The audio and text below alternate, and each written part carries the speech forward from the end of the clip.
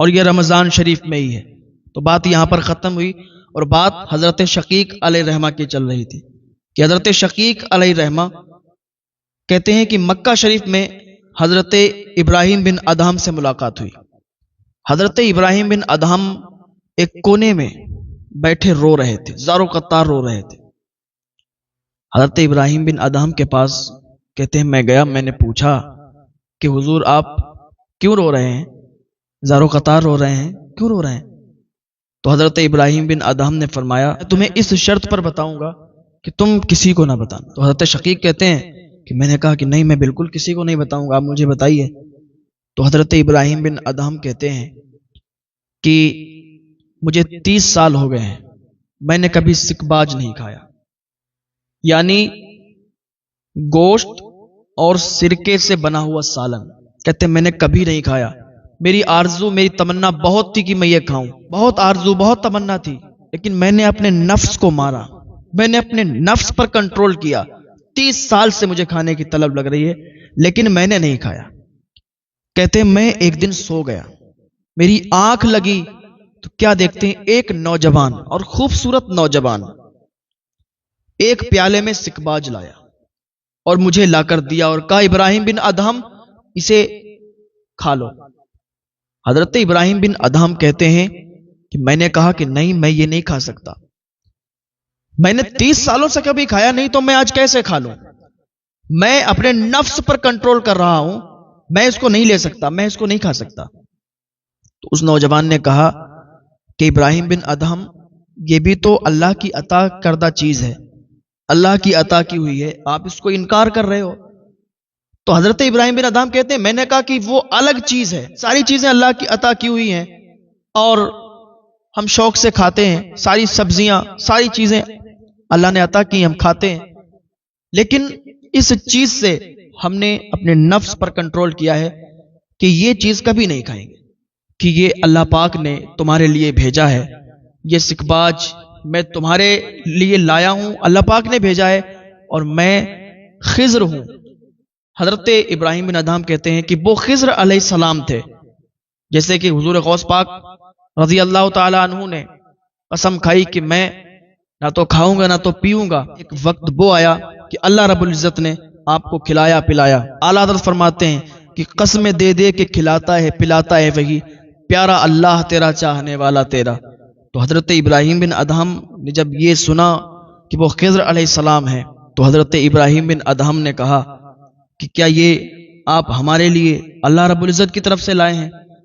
تو حضرت خضر علیہ السلام کہنے لگے کہ ہاں بالکل اللہ رب العزت نے تیرے لیے بھیجا ہے، تو نے 30 سال سے یہ اللہ رب العزت کی رضا کے لیے چھوڑ دیا، اللہ رب العزت کی رضا کے لیے تو نے اپنے نفس پر کنٹرول کر کے اسے کھانا چھوڑ دیا، تو نے نہیں کھایا، تو اللہ پاک نے تیرے لیے بھیجا ہے کہ جاؤ آج میرے بندے کو سکباج کھلاؤ، آج میرے بندے کو کھلاؤ۔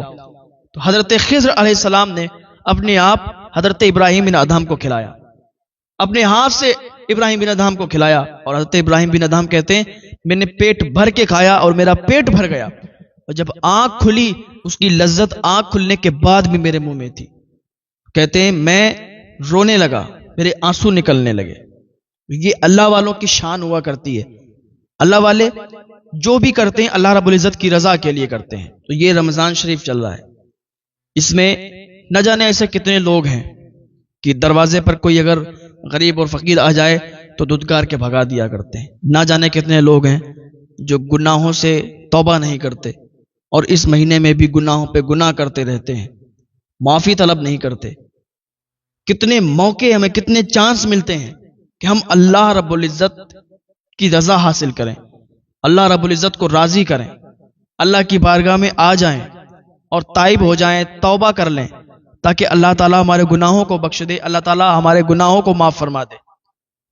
اللہ فرماتا ہے قل ان کنتم تحبون اللہ فاتبعونی یحببکم اللہ، محبوب تم فرما دو لوگوں سے کہ اگر تم اللہ کو دوست رکھتے ہو تو میری فرما برداری کرو، اللہ تمہیں دوست رکھے گا، تمہارے گناہوں کو بھی بخش دے گا، اور اللہ بخشنے والا مہربان ہے۔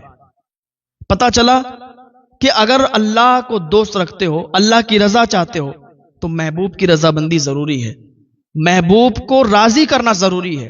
محبوب کی اتباع کرنا ضروری ہے. محبوب کی رضا میں ہی اللہ کی رضا ہے، کیونکہ زمانہ خدا کی رضا چاہتا ہے اور خدا مرضی مصطفیٰ چاہتا ہے. تو ہمیں چاہیے کہ ہم حضور کے بتائے ہوئے راستے پر چلیں، حضور کی بتائی ہوئی باتوں پر عمل کریں. اگر ہم حضور کے بتائے ہوئے راستے پر چل کر دنیا سے رخصت ہوئے، حضور کی باتوں پر عمل کرتے ہوئے اور اس دنیا سے رخصت ہوئے، تو ہماری دنیا بھی سنور جائے گی اور ہماری آخرت بھی سنور جائے گی. اللہ پاک ہم سب کو نیک عمل کرنے کی توفیق عطا فرمائے.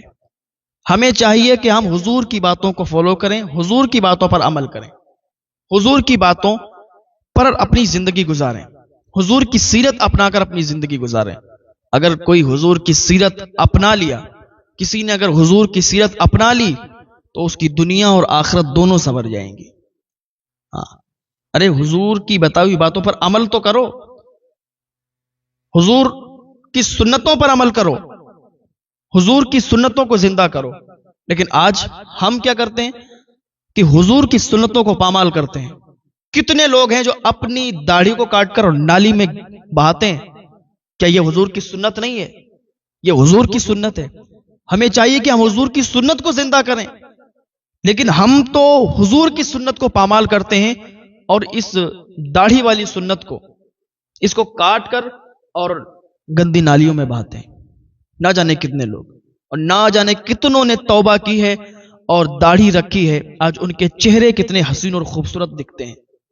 آپ اللہ کے اس نور کو سجا کر دیکھیں، حضور کی سنت کو زندہ کر کے دیکھیں، پھر دیکھیں کہ آپ کا چہرہ بھی کتنا خوبصورت ہو جاتا ہے، آپ کے چہرے پر کتنا نور آ جاتا ہے.